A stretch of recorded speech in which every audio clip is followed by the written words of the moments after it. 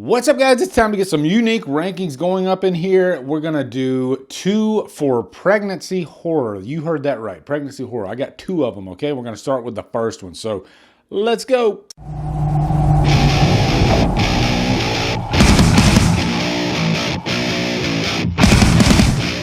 What's up, guys? Welcome to a brand new ranking. I'm excited.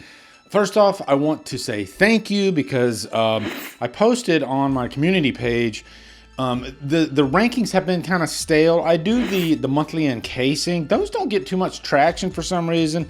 And I need your feedback. Is that not something that you're interested in seeing, like a wrap up of everything I watched for the month? Maybe the videos aren't getting out to you. Maybe I'm not labeling them well enough. You know, maybe monthly encasing is kind of confusing. So this is where I beg you for your feedback. If that's not something you're interested in, let me know and I'll guess I'll bypass it. But I know a lot of you guys do like rankings. Some of my most successful videos are rankings. So I think when I think outside the box though, I think that's when it gets fun and interesting for me, and they do get the views as well. I don't know if this will get the views. I don't know. Maybe it's the algorithm with YouTube these days, and it's a hard nut to crack. But you know, the biggest thing is this makes me happy. I enjoy doing these types of weird rankings, and I just had this idea of posting about pregnancy horror because last year we had like 4 movies, I think, that had pregnancy in them. And you'll see, I think, all of them on one of these lists, or both of these lists. But I definitely want to thank Killer Flicks for giving me so many great ideas for pregnancy movies. Definitely want to give those fine people a shout out. And, you know, I'm obviously going to pull a lot of these from those. These are all movies I've seen, of course. I'm not going to put movies on here that I have not seen. You're also going to get 2 lists because I thought I wouldn't be able to come up with 10. I came up with 20. Well, I guess Killer Flicks came up with 20 that I remembered. So instead of giving you 20 in one fat video, how about I just give you 2 videos of 10? I think I got like 21 or 22, something like that. So you might get a little bit more than 10, but on this one, we'll go with 10, okay? And these are some old, some newer movies. And, you know, pregnancy horror, it's kind of interesting because sometimes it's a key factor in the plot of the movie. And sometimes there's just a pregnant character in there for no reason whatsoever. And we'll get to that. But I will say thank you to all those on the community page that gave me so many ideas for other rankings down the line. I will be doing those. Not all of them, of course, but, you know, I'll be cherry picking some of them that I like. And now we'll see where this thing goes, okay? Trying to keep it interesting, right? Because sometimes you get tired of just the new release reviews. And Drumdums is not just that. Drumdums is a variety of different content, and I think that's one reason why we've been around for 10 years. So, not gonna waste any more of your time. Ground rules, this is a list. This is not a ranking of these movies. I could do that, but what's the point? I'm just gonna give you a list of 10 movies that have pregnancy in them, and I'll discuss them. So, number 10 is going to be 1986's The Fly. I haven't seen the original The Fly, but David Cronenberg's is easily one of the best remakes ever made, probably next to The Thing. It is a phenomenal film with Jeff Goldblum and Gina Davis. He is Seth Brundle. We always say Brundlefly. He has this relationship with her, and he's a scientist. He's very curious, and he's a good guy. He's a character that we get behind. But once he starts becoming the Fly because of this horrible experiment gone wrong, it starts overtaking him and making him go mad. And unfortunately, he had this relationship with Gina Davis in the movie, and she got pregnant. And if you've seen The Fly 2, you'll see how that plot line does carry over to that movie. I do think The Fly 2 with Eric Stoltz is pretty underrated too, and I'm due to watch that again. But, you know, she gets pregnant with him after, you know, or at least she thinks after he does the experiment with the fly. And so she just wants to get the baby out of her. Get it out of me. And you as a viewer, like, get it out of her because we don't know what that thing's gonna be. Number 9, Halloween, The Curse of Michael Myers. Anytime I get to say that freaking title, it's a good day because I love Halloween, The Curse of Michael Myers so much. I just did a stream with Good Real Hunting, a Halloween bingo board. They have it's not called bingo board. They have a different name for it, but definitely check out that stream. I'll put a card for it because it's one of the most unique streams I've ever done, and it was really, really fun. And those guys are quite hilarious too. But we all know Jamie Lloyd, she gets pregnant. If you watch the theatrical cut, you don't really know who the father is. If you watch the producer's cut, It's her freaking uncle, which is crazy. But she is giving birth at the very beginning of the movie. Of course, she has baby Steven, and then we are off and running with the rest of the movie. I always get a chuckle out of that opening scene. And I think it's extended a little bit in the producer's cut when she's giving birth. She does that. Those birthing scenes when women are pushing and the noises that they make. You know what?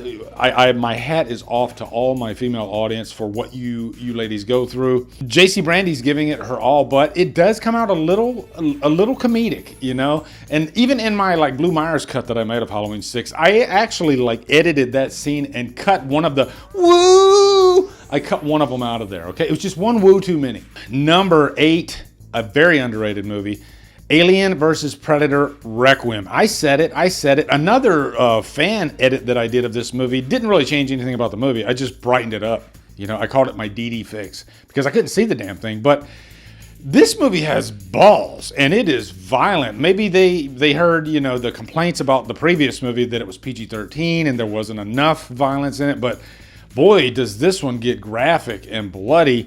And to take it even further, you know, when you introduce a pregnant woman in an alien movie, you're asking for some gnarly stuff to happen. And technically, you could include every alien movie as far as impregnation, but I tried to keep it to where, you know, the actual women are pregnant even before they are actually impregnated by a parasite. But yeah, this movie does have a patient in a hospital in the last act of the movie. But yeah, the pred alien, he impregnates this woman by, how do I put this? He freaking like puts her whole head in his mouth and then pushes the eggs through her. And it's a graphic and gnarly scene. And that movie has one of the coolest predators in it ever. You know, I think he's the warrior predator. I'm probably getting the name wrong, but I like how it's just a lone predator and he's going against all these freaking aliens and he is kicking major ass and he has this big showdown with the pred alien at the end of the movie. Number 7, the Dawn of the Dead remake from Zack Snyder. This one, man, this might be one of the freakiest, scariest scenes with a pregnant woman that, you know, that's on this countdown. You have this group of people in this mall and they are all getting, you know, trying to save themselves from the zombies. And of course, she gets bitten and then she has a zombie baby. And that scene is pretty freaky. And it's definitely one of the standout scenes of the entire movie. Number 6 is The Hand That Rocks the Cradle. And I just did some switching around because there was another movie that was a little too similar to one of the movies on this list.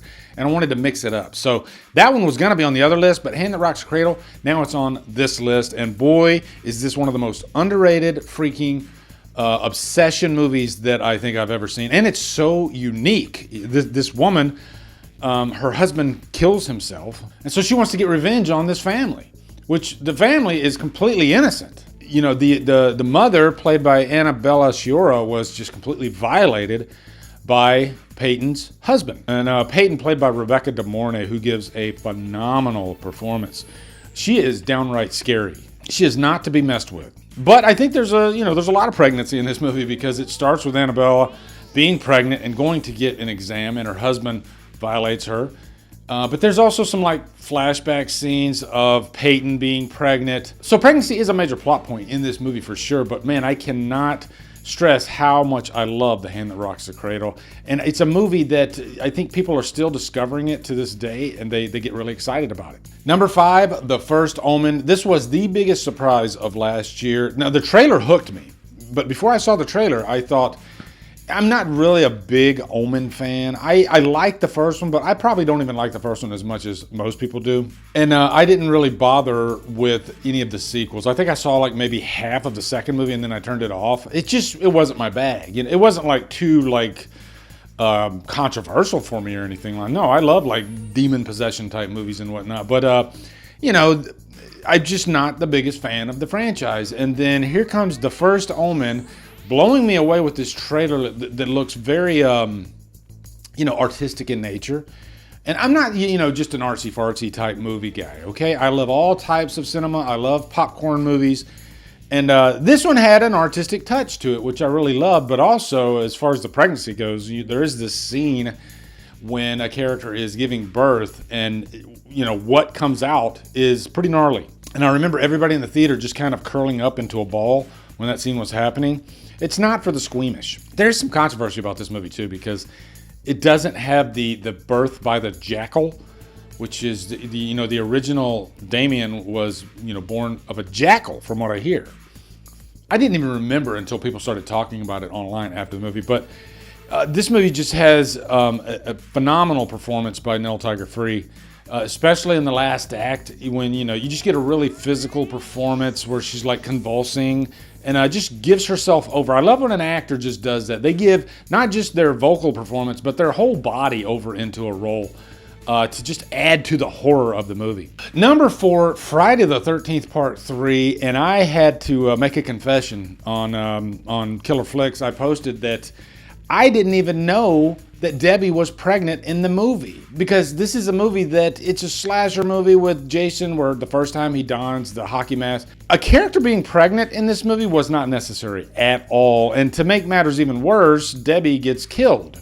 So technically he got a 2-for-1 out of that one, but I don't know what it is. I've seen this movie 100 times, but I guess I never just really paid attention or just went deep with the dialogue. You don't really do that with too many of the Friday movies. And I think this one is just a fun movie to watch, to really have in the background.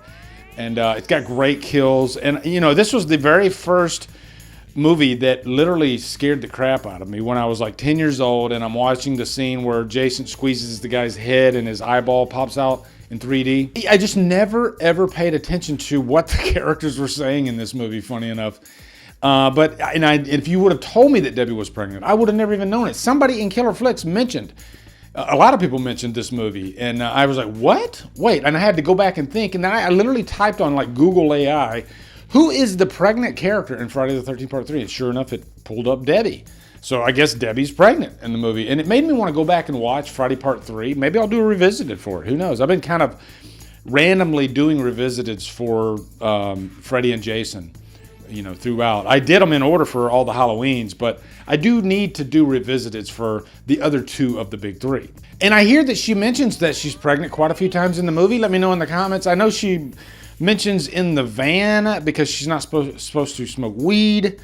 So yeah, what a fun movie. If any excuse to watch Friday Part 3 again is always a good thing. And number 3, Black Christmas. Again, this is not in order. This is one of my all-time favorite horror films ever. So of course this would probably be number 1. It would be. But, again, because the topic is pregnancy, does it really matter which movie is the best of the bunch? No, it doesn't. I think this is kind of the first time I've ever done a ranking where it's not really a ranking, it's just a countdown. But pregnancy is a very important plot point of Black Christmas, because Jess, she is pregnant. And a big point of contention in the movie is whether or not she'll keep the baby.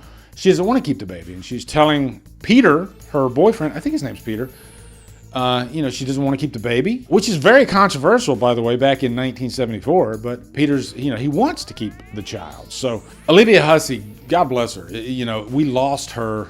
Was it last year? I think it was last year. And man, what a heartbreaking, tough loss. She is, I think, one of the first. And of course, she's not the first final girl, but she's sort of like the first modern template final girl. And I like that she is not dumb. She's not promiscuous. She is intelligent, and she's a college student. And that's what Bob Clark wanted. He wanted intelligent young characters in his movies. And I think that's why she's such a strong character. And Olivia Hussey, she really just adds an air of like gravitas to really any role that she does. So she was perfect as Jess. Now these last 2, again, it's not a ranking, but these last 2 are heavy hitters, okay? And I think these last 2 are movies that often are the knee-jerk reaction when you want to discuss pregnancy in horror.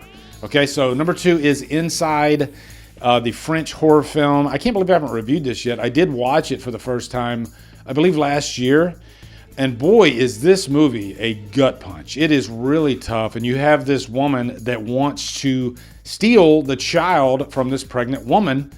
And she literally psychologically and physically tortures her throughout the entire movie. This movie is dark.